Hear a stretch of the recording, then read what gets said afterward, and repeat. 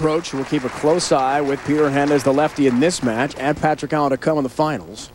How the breakdown will affect these southpaws. The oil breakdown is the TV lights and all the bowling from the southpaw side really work their way into this match. A little high there, didn't like it.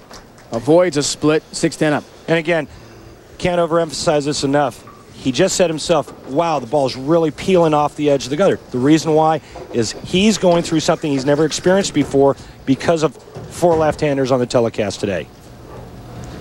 That's where Patrick Allen's experience is going to come into play in the title match. Best prior appearance for Peter Hernandez last year at the V Open in Orlando, won by Chris Hayden, another left-hander. It was on the same sort of surface with the newer synthetic approach and lanes, and it was on pattern E. Pattern E, a lot of friction, short pattern. And the one thing that Peter Hernandez is having trouble with is accepting the fact that he just has to make a big move. Eric Forkel was a little bit stubborn in making his adjustments with all the lefties on the show. Now Hernandez finding a groove. Got a 39-pin lead for Mika. Yeah, and the best Peter Hernandez can do right now is 228. If Mika were to spare strike all the way out, he would be shooting 227. The strike here, Mika will be in the 230s. He's only missed once in a game and a half. Looks for a 4-bagger. 49-pin lead. Got just that.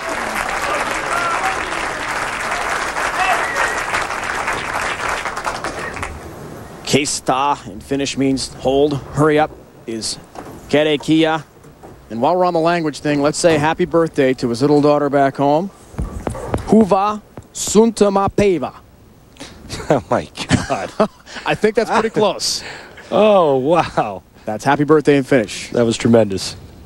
Some of the other bowlers who have finished in the top 32, the best of 7, including the great Mike Albee, left-hander, in his farewell tour. Parker Bone the third, too.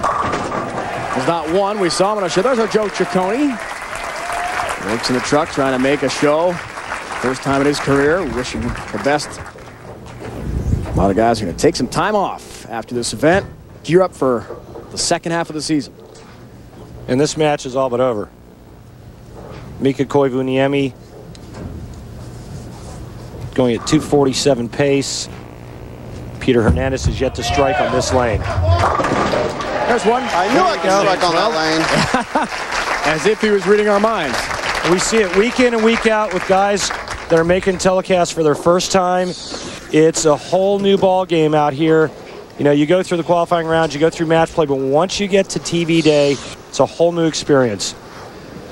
He told us he was going to get as much advice as possible, sort of glean some information off other bowlers like yourself about being on TV. You've been on so many times, and Doug Kent, one of his close friends on tour. But until you've been there, as we've learned with so many TV rookies, it can be a very difficult experience the first time around. And those first 6 frames proved costly. Couldn't figure out that right lane soon enough. He's going to probably strike out, shoot 228. Mika, if he strikes out, is going to shoot 277. And be 20. If he does, he'll be 23 out of 24 strikes. You heard him say that. Just couldn't figure out that right lane soon enough. He thought he made the right adjustments, as I'm sure Forkel did as well. But you've got to be quick and look ahead. Another. I'm falling next week too.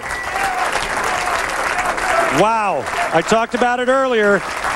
The only person standing in the way was Peter Hernandez. Yes. I'm falling next week too. He wants to go to the TOC. Well, he's in. Peter Hernandez was the last guy standing in his way. He's disposed of him. Remember what Mika told us last night? He said to Dave and I am left-hander's nightmare. The great right hope, I believe you said. Well, it's been incredible today without question. That's how you get to the Dexter Tournament of Champions, right there. I guarantee you, Patrick Allen. Be ready for me next week. Couch, be ready for me next week. Another challenge to his friend Jason Couch. They are buddies, folks. We saw that last night, but they bowl each other in the round of 8. They bowl each other today. They're all trying to get to the Dexter Tournament of Champions just down the road at the Mohegan Sun Casino and Resort in Uncasville, Connecticut. That exclusive 32-man field, $100,000 to the winner. Thank you. As Jason Couch tries to make more history next week to become the first ever player to win 4 in a row. He's won 3 straight TOCs. Right now, Mika's thinking about his 3rd final of this season. And what he hopes is his first victory. What a day for Koivuniemi. The lone non-strike frame, the 3rd for him in this semifinal match. You can bet Patrick Allen's been watching. He knows what kind of adjustments to make. I expect nothing short of a strike fest for the title match. Folks, do not go anywhere. We've got a great final coming up for you. Patrick Allen, who's trying to become the first 2-time winner on tour this year. Mika-Koivuniemi against the #1 bowler in the world right now, and Patrick Allen. And who can argue anyone is better than Mika at this moment from the right side. So strong last night in the round of 8, all the way through match play in the qualifying, and the roll continues.